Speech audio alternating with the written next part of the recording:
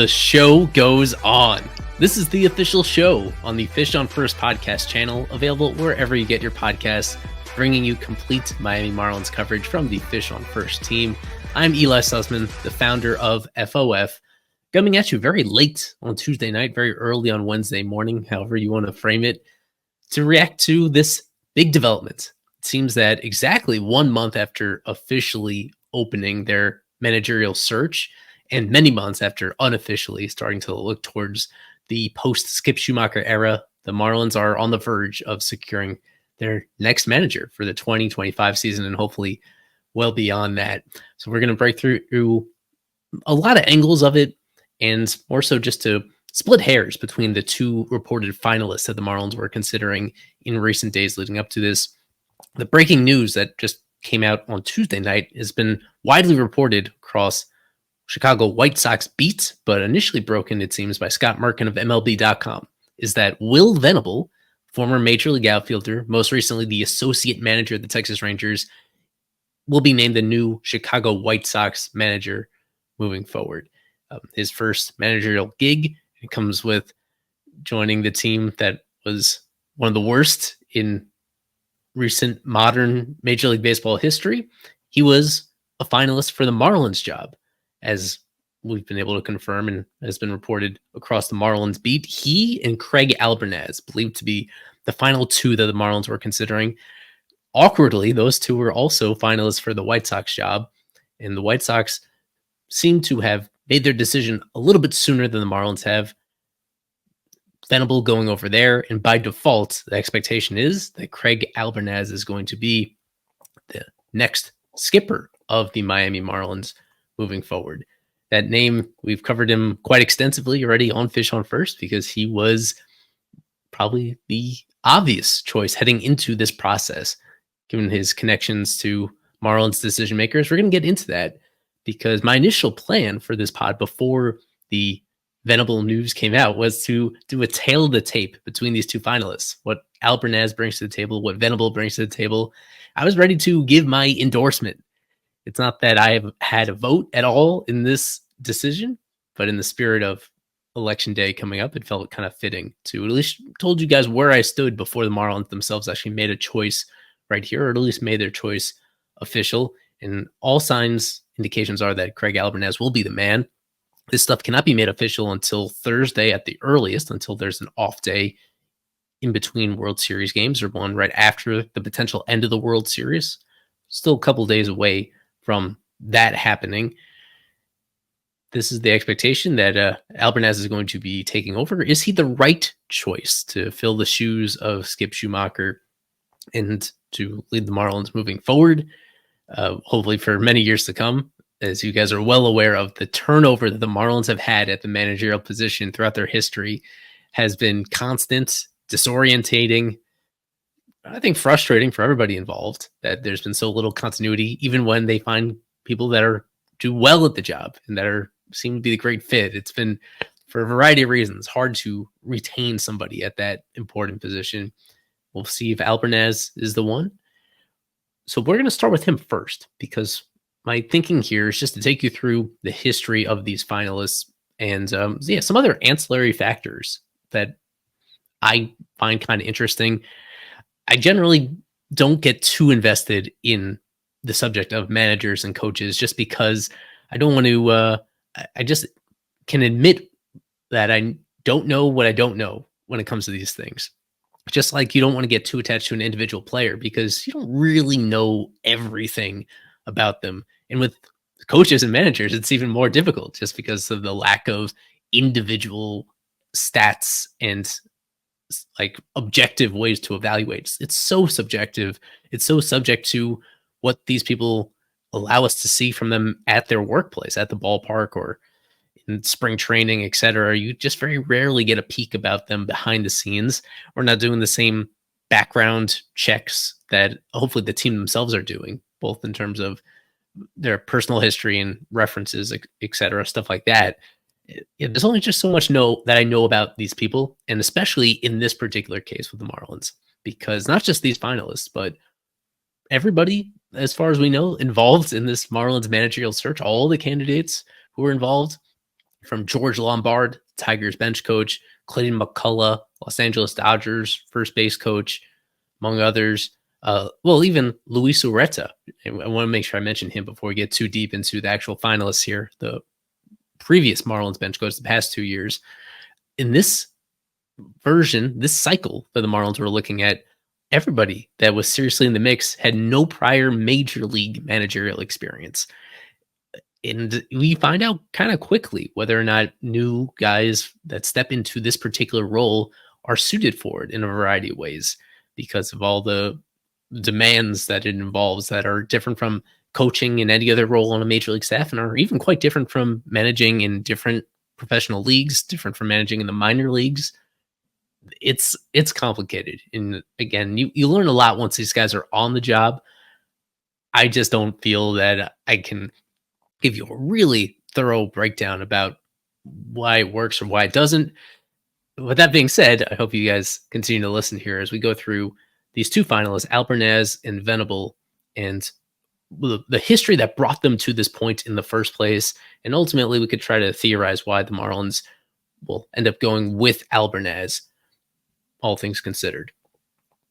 So to bring you this bio, this is from the Cleveland Guardians media guide for the 2024 season. There's Albernaz right there. We are recording this on his 42nd birthday. So happy birthday to Craig Albernaz, what we believe is going to be a very warm gift that he receives, that he's getting his first shot to be a major league manager. But this is what we know about him already. He only spent 1 year with the Guardians, and it was a very successful year, especially relative to expectations. This was a Cleveland Guardians team that I think most people had finishing below 500, and instead they spend most of the season atop the American League Central Division, and they end up going to the postseason, even advancing to the American League Championship Series before they ran into the New York Yankees right there. Albernaz was the bench coach. The way that these coaching staffs are constructed across baseball, that is the right-hand man of the manager themselves, as close as you can get to being a major league manager without managing on your own. Now, to lead you up to how we got to this point, he was an undrafted free agent catcher coming into pro ball. He ends up signing with the Tampa Bay Devil Rays at the time and spends most of his playing career over there. Parts of 9 seasons from Albernaz between 2006 and 2014, the last of which he moved over to the Detroit Tigers organization, but then very quickly came right back to the Rays in order to begin his coaching career without skipping a beat, became a minor league hitting coach. A little bit ironic because Albernaz himself was a very poor hitter. That is what held him back from really being considered a prospect. It's what left him just short of reaching the big leagues. Albernaz maxed out at AAA. He spent several seasons at AAA knocking on the door, but always as like a backup type. Definitely a defensive-minded catcher. And it's a little ironic that he became a hitting coach first, given his own hitting struggles. Within a couple of years, starting in 2017, he became a minor league manager within the Rays organization. He spent 2 seasons doing that. First that short season ball and then full season ball. 2019, minor league field coordinator. And then 2020 to 2023, each of those 4 years, he was on the San Francisco Giants coaching staff as their bullpen coach. Coaching staff that was led by Gabe Kapler, now the assistant general manager of the Marlins. At the time, Kapler was the skipper in San Francisco. Together, they were a part of one of the best regular seasons in Giants history, 2021, where they won 107 games for a team that also didn't have especially high expectations going into it. So everybody involved with that coaching staff naturally should be pretty proud of what they accomplished that year. Then entering the 2024 season, Kapler gets fired right after 2023 by the Giants. And initially, Albernaz he's a managerial candidate for the Cleveland Guardians, making what would be a pretty unusual leap from bullpen coach to manager. He doesn't get the job. Instead, it goes to Stephen Vogt, who happens to be a close friend of his going back a while. And Vogt is quick to hire him on his coaching staff, give him a promotion from bullpen coach to what was initially described as a major league field coordinator. who has kind of vague and various responsibilities right there. I don't think this was completely understood leading up to this process, but Albernaz becomes the bench coach because the initial bench coach pick for the Guardians entering 2024 was supposed to be DeMarlo Hale, and he instead got an associate manager job with the Blue Jays. Hale leaves just a few weeks after the coaching staff is initially put together, and therefore it's Albernaz that gets bumped up to the bench coach job. I think it was a promotion, if you will, just by the void that was opened up. And again, it goes really well. I'm going to link it into the description on our website when I post this article from The Athletic describing the relationship between Albernaz and Stephen Vogt. It's really fascinating, the chemistry that they had between each other, the trust that they had between each other. Even though Vogt is the one that is the manager, he is the boss, I think it's pretty clear that Albernaz was valuable to him, that he had a lot of trust in Albernaz. Only a couple occasions where Albernaz got to do any acting managing when Vogt got ejected from games. He has a few innings of major league acting manager experience under his belt. So that's better than absolutely nothing. But as far as I saw, there was no complete games that Vogt missed this past year. So he didn't have any start to finish days as a major league manager in 2024.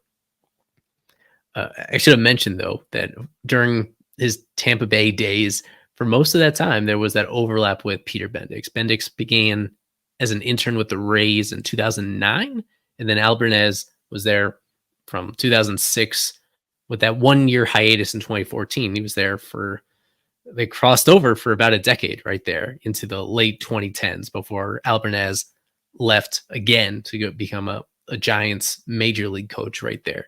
Bendix, during those years, he had some involvement on the player development side. I think at the very end of that tenure, he was an assistant GM or so. So they certainly had some interactions there, some history there. That familiarity is undoubtedly important. The fact that you have two big decision makers during this Marlins hiring process in Bendix and Kapler that both worked closely with Albernaz. So they know a whole lot about him. And you'd think that if those are the kind of things that, honestly, we really couldn't understand from the outside, if there were red flags and certain behaviors from him that they felt were not positive, then it would have been disqualifying, you would think. You wouldn't be the name that came out so early in this process and stayed from wire to wire, essentially, in here. So they must be really impressed by what he's done. I don't want to completely gloss over the previous minor league managerial experience that is notable. The fact that, the results, not so much. I don't really care that his team actually had a great win-loss record in the minors.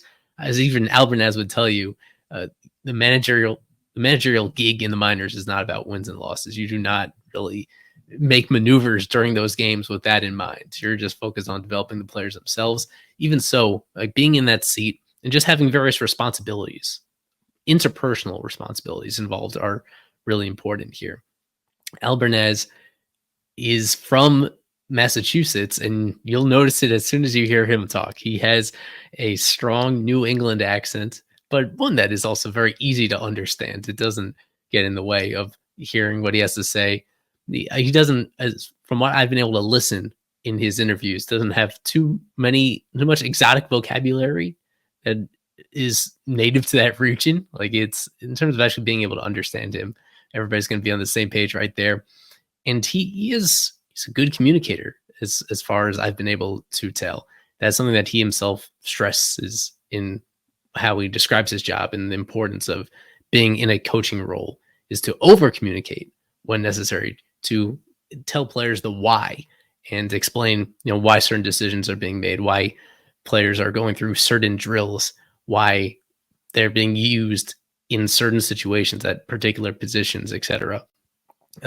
There's some good content out there from his years with the Giants, even about him coaching up catchers and really running the gamut between polishing up the technique that catchers were using versus the mindset and what they should be thinking in certain situations. It should not be, really can't be overstated how valuable it is to be a longtime professional catcher and how that translates into being a successful coach, just because of all the responsibilities that a catcher has. Such a selfless position, how much of your time and effort you dedicate towards making sure your pitcher is comfortable and communicating with your pitcher between every single pitch throughout the game, understanding the way that your defense is positioned between every single pitch in order to attack the game appropriately. That is a perspective that's going to be really valuable, and one that the Marlins haven't had in a manager since Mike Friedman. So about a decade since the Marlins have had a former catcher serve as their skipper. I do want to get to the Will Venable angle of this as well. Once again, I am going to default to the media guide, this one from the Texas Rangers, where Venable spent this past season, each of the last 2 years, as the associate manager of the Rangers. And he clarified it in multiple interviews that associate manager is a bench coach. For anybody that's unclear about that, these guys had the exact same role this past season with their respective teams. That associate manager is just title inflation. It just gives teams the flexibility to interview bench coaches on other teams. If you bring them over as your associate manager, it's a superior title. Maybe it's a little bit more money, maybe, but the responsibilities are essentially identical. So he was bench coach each of the last 2 years under Bruce Bochy, and we're going to get to that in just a few minutes. To lead up to that moment, Venable is one of the few people involved in Major League coaching that is an Ivy League grad. He attended Princeton University and was not just a standout baseball player, in basketball as well. His accolades as a college basketball player might have been even better than those of his as a baseball player. He did have a baseball background. His dad played quite a while in the major leagues. His father, Max, parts of 12 seasons, and also had his own pretty long coaching career. So not a coincidence, perhaps, that Will Venable followed ultimately in Max's footsteps and is going to take over as the White Sox manager. He played in the majors, unlike Albernaz, whereas Albernaz maxed out at AAA. Venable made it to the majors within 3 years of being drafted, and then he spends parts of 9 seasons in the big leagues, most of that with the San Diego Padres. That's where he's best known. He was never a full major league everyday player. He had one season where he's a qualified hitter, qualified for the batting title, and every other year fell a little bit short. He was a left-handed hitting outfielder, and he was platooned pretty extensively throughout his career. You can look at the splits. He was a well above major league hitter, above average major league hitter against right-handed pitching, but very vulnerable against lefties. So he's platooned He was platooned accordingly throughout his career, which mostly with the Padres, at the end with both the Rangers and then the Dodgers in 2016. Much like Albernaz, he made the jump to coaching soon after retiring. With Albernaz, it was more clear cut that was the next step for him. With Venable, he's been pretty open that he kind of threw his hands up after retiring, not knowing exactly what the next step would be, and that he reached out to teams, just kind of cold calling them whether they had an opening for him in a front office role in baseball operations, just for him to get his foot in the door on that side of the game. He becomes a special assistant with the Cubs about a year after retiring, and very soon after moves into their coaching staff, their major league coaching staff. So that journey is quite a bit different than Albernaz, as we just laid out. Venable didn't have any minor league coaching stints in there. Straight from retiring, there's a little gap between when he becomes a special assistant with the Cubs in 2017 and then entering the 2018 season, he's their major league first base coach under Joe Maddon for 2018 and 2019. Maddon leaves after that. David Ross takes over in 2020. Will Venable becomes the third base coach that year. He eventually goes to the Red Sox in 2021 to be the bench coach under Alex Cora. That team makes the playoffs. He stays there for a second year in 2022 as well. In 2022 is when he got his first acting manager experience. There was like a week in there that Cora was unavailable due to COVID, and Venable just operated as the manager during that stretch of time. After that is the aforementioned move to Texas to become the associate manager, just to become their own bench coach under Bruce Bochy. And as you're all pretty familiar with, in 2023, the Texas Rangers, his first year there, Bruce Bochy's first year there, they win a World Series, the first one in franchise history. And that's where he was again this past season. Along the way, very early after entering his major league coaching career, Venable got opportunities to interview for big league jobs as far back as 2019. After the 2019 season, he had 2 years of coaching at all, and then he's already getting interviews to be a major league manager. At the time, just being a first base coach with the Cubs is when he got his first opportunity to do so.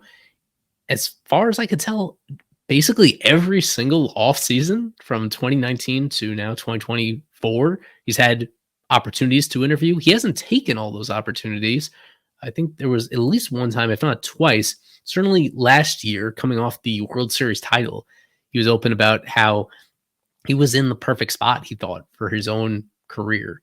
That even though a manager was a clear-cut promotion and something that he was aspiring to do, that he didn't even seriously look into the managerial openings that were available a year ago.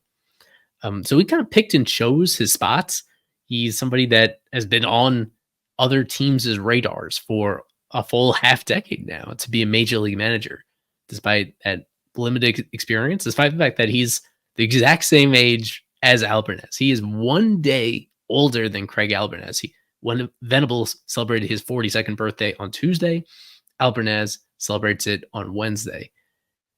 And yet, Venable, his path to this point was expedited. The experiences are largely the same. He has a lot more experience as a bench coach himself, being, right there, right next to the guy making the decisions in a major league dugout. At the same time, he doesn't have his own managerial experience to fall back on. Not quite as many opportunities in different facets of the game, the way that Albernaz has had to this point. I should mention that he's a Bay Area, California native, and similar to Albernaz, you find out pretty quickly when he starts talking that he has those roots. It's not as much of an in-your-face accent as Albernaz, but it is very distinctly West Coasty of Venable. Both of them, listening to them, that their temperaments are just very similar. These guys, compared to even Skip, I would say that they're a little more laid back and calm and willing to crack a few more smiles overall compared to Skip. Somebody that I think players that it's hard to see them really getting angry or super fired up. They're ones that just seem to exude positive aura, and I think that is their path to, they feel, dealing with players, is to build them up in that way. Player friendly managers, yeah, you would think. And again, this is kind of speculative, just because Venable hasn't been a manager before at any other level. At this point, Albernaz is 7 or 8 years removed from the last time that he was managing any group of people. And when he was doing that, they were ones in the low levels of the minors.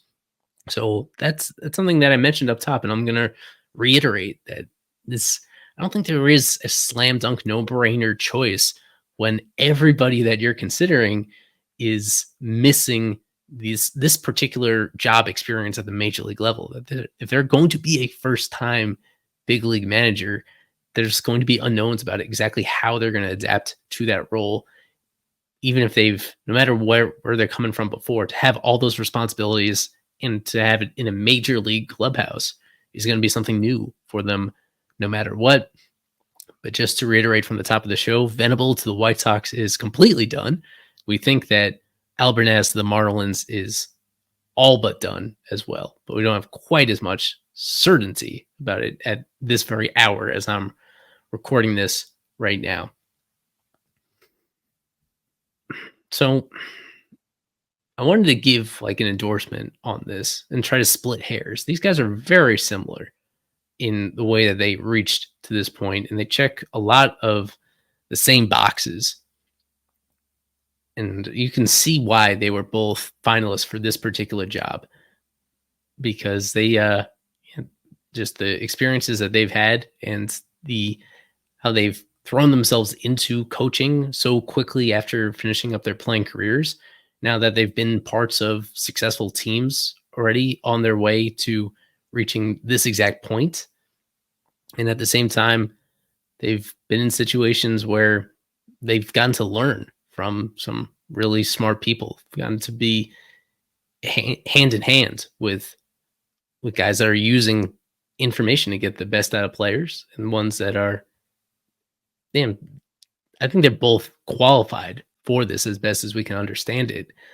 I just can't help but think that Venable has, if I was in this situation, knowing what I know, that I would lean towards Venable as my preferred pick right here. And we don't know exactly how this went down. For people that hadn't seen the exact report that came out from Bob Nightingale of USA Today, so he confirmed that Venable and Albernaz were finalists for the White Sox along with Phil Nevin, and that they were finalists at the same time that the Marlins had Venable and Albernaz circled as finalists. Like, these processes were almost in lockstep with each other. So I don't know. We might not ever know whether or not both teams preferred one particular guy, and if there was some sort of bidding war. If, for example, this news that comes out on Venable came out first on Venable, so that makes you think that if this scenario was at all in play, is it possible that both of them wanted Venable and that Venable, for whatever reason, chose the White Sox over the Marlins? From my vantage point, you'd think that the White Sox job is the only one that's definitely less desirable than the Marlins, just considering how little talent there is on the major league roster at the time and how long it might take for things to meaningfully change for them. But we don't know what the contract structures on the table were at the time. We don't know what the salaries available for this job is with both organizations. But that is a really fascinating angle to this, that there are only 2 open jobs at the moment, and that both of these jobs zeroed in on the same people to potentially take these gigs. With Venable, what I wanted to explain is why I think that he would have been my preferred choice if the Marlins indeed had the opportunity to get it done with either of them. That I just feel like he is better prepared to leap into this job at this particular moment. When you combine the Red Sox bench coach gig and the Rangers associate manager gig, that's 4 full seasons with those teams. One, his first year in that particular role, he was at a front row seat to a team that made it to the postseason. And then he was there with a team that took a pretty significant step back. Then he went over to the Rangers, a team that went all the way to winning a World Series title. And then he was there this year when they had a pretty frustrating step back all the way to being a sub 500 again. That's something that Skip spoke about as well when we had him on our podcast a few months ago, about how the experience of going from a postseason team to a rebuilding team is still kind of rewarding when you're in the business of coaching and trying to make players better. I think it is very valuable to be in that position. And the manager themselves, we're usually smart enough not to blame the manager every time that a team backslides like that.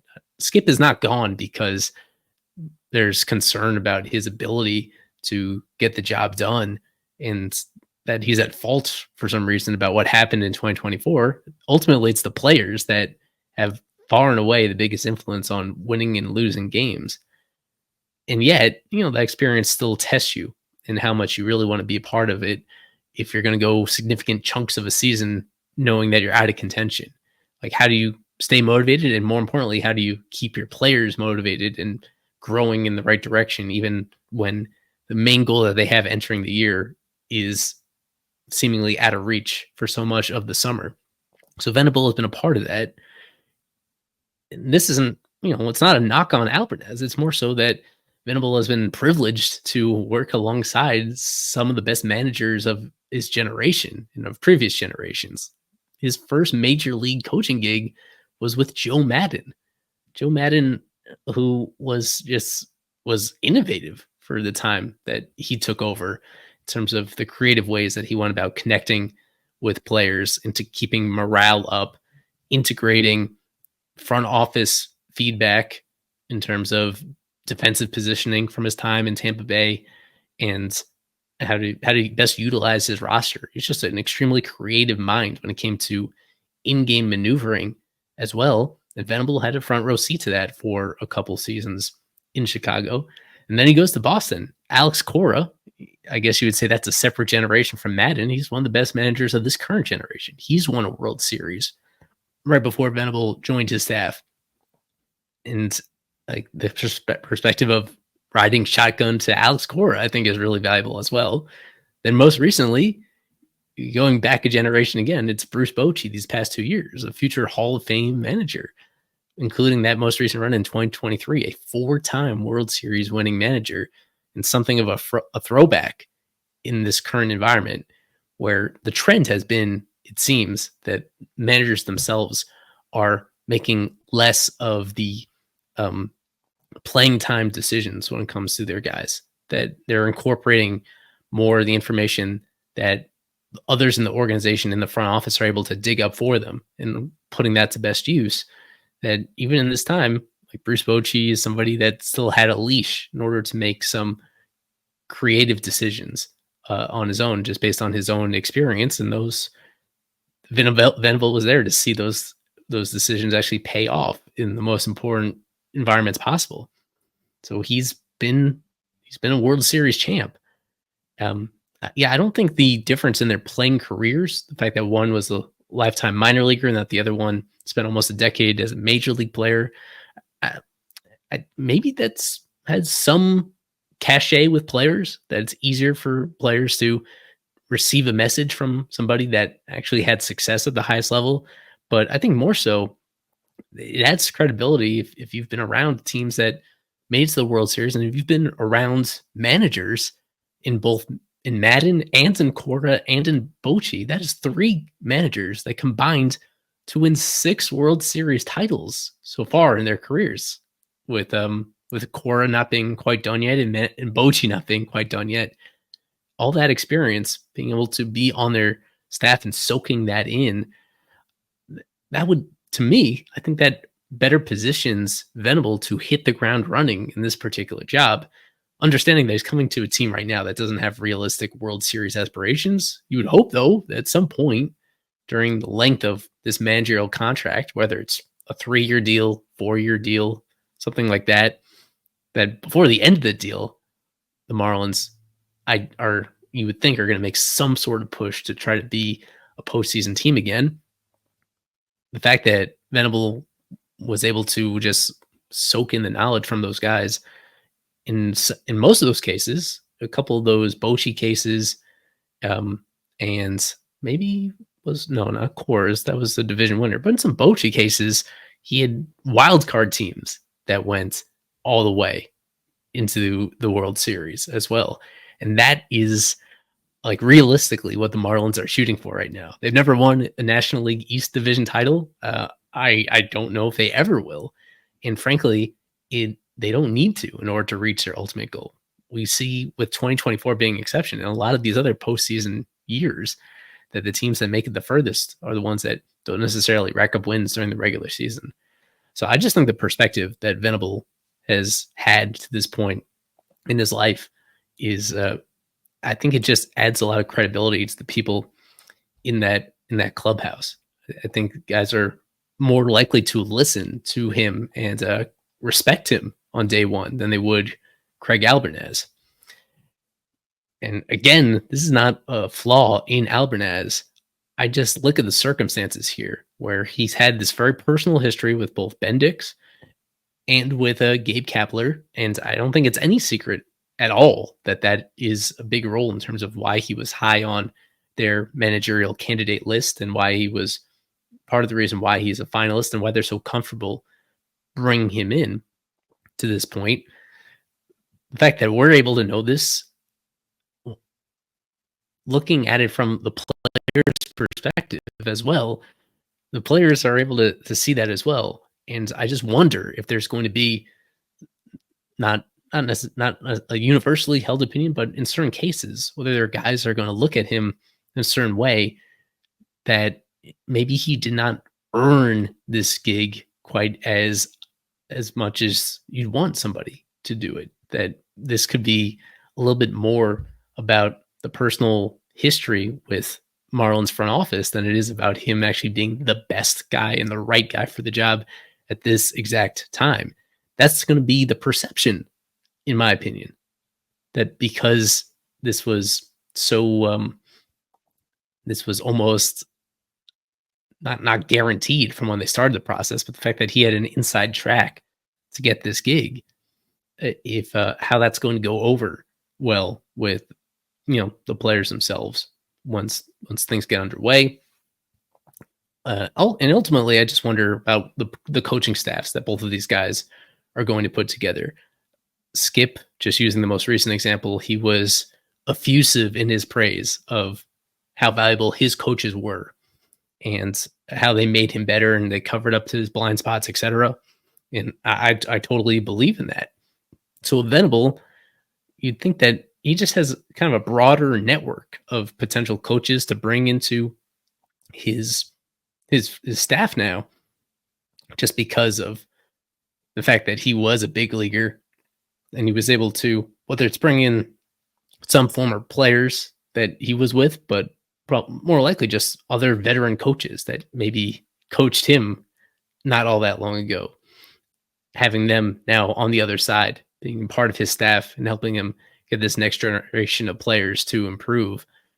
That just because of the experiences that he's been through, I'll reiterate, these are kind of things that are out of the individual person's control. It doesn't make Venable better, but it's, I think the fact that he's a second generation major league player, and one that spent so much time in the big leagues, was now closely connected with these very influential managers at his previous stops. He's just really well positioned in order to take advantage of this opportunity right now. On the other side,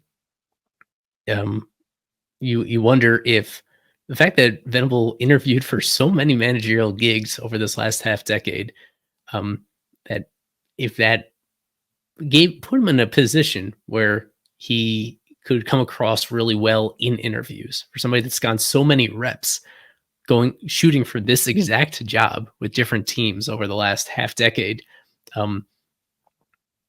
as somebody that kind of came out of the blue when it came to the Marlins search. Like, he was not a name that popped up during most of October. Just over the last week came out that he was a finalist, despite it being unclear whether or not he was even on the Marlins radar. That unsurprisingly, he impressed them with his virtual interview before coming in for the in-person interview in recent days. It's not surprising that he would do well in an interview as a Princeton-educated Princeton alum and somebody that has been through this exact process so many times. Whereas with Albernaz interviewing to be a manager, this was only his, I guess if you include both of the gigs, this was just his second cycle of being on the radar as a big league manager. So in that case, he didn't have the same leg up that Venable did right there. This is still unofficial, of course, so we'll be checking in with our sources at Fish on First in order to get some confirmation about Albernaz. And if he is indeed the guy, pretty soon we'll make it official and we'll get to know him a lot better. That is what I mentioned up top. And I think that's the most important takeaway. That's hard to know these people much at all from afar. I did as best I could to listen to these guys and read up on them and look into their backgrounds. And both of them really impressive right here. I think the White Sox made a great hire, and the White Sox are in good hands. And if the Marlins end up getting Albernaz, it's an extremely safe pick. It's a high floor selection right here. Somebody that the organization, the decision makers in this organization know so well. And he has certainly put in a lot of time in order to learn player developments and to learn coaching. And I enjoy listening to him, not just for his accent, but I enjoy the fundamentals that he takes into being a coach and taking his job really seriously. He's very passionate about getting guys to improve and finding ways to get that message through and customizing that messaging in order to make players better. So I think on both counts, well, in the Marlins count, they have a little bit more talent available to them and next man up than the White Sox do. That it would not be surprising at all to me if Marlins take off relatively quickly under this first-time manager in Craig Albernaz. Once again, happy birthday wishes to him, as you're probably listening to this on Albernaz's 42nd birthday right here. And we expect this to all be official soon. After a month of the process playing out in front of us, that means the real MLB offseason about to be in full swing. Once this World Series wraps up any day now, then there's going to be that flurry of activity from roster moves and rumors, and now it's going to be a whole lot of fun. This month of October has not been a ton of fun for me. I've alluded to it a couple of times that this whole process, I kind of throw my hands up when it comes to coaches and managers, trying to evaluate them from afar because it's so intangible and it's so relationship driven right here.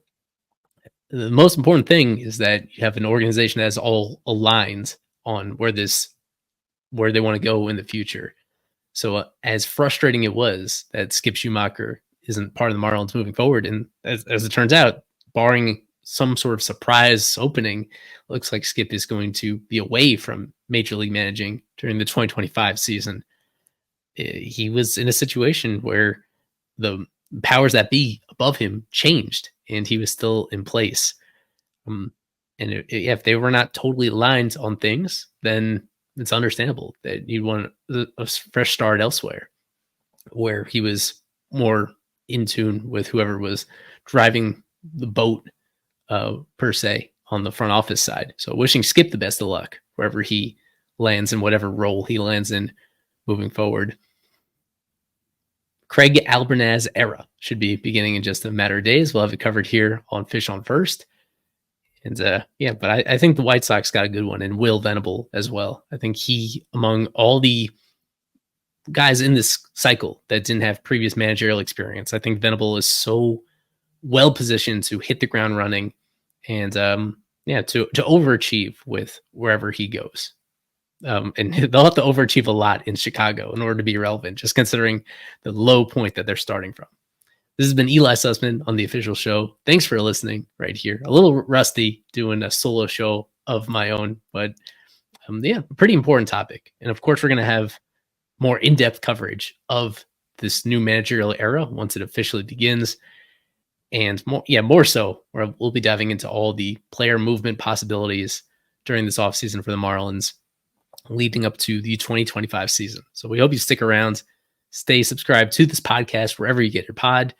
Check out our full coverage at fishonfirst.com and consider becoming a super subscriber, fishonfirst.com/subscriptions, in order to do that and support what we do for a small monthly payment. Thanks for tuning in, and go fish.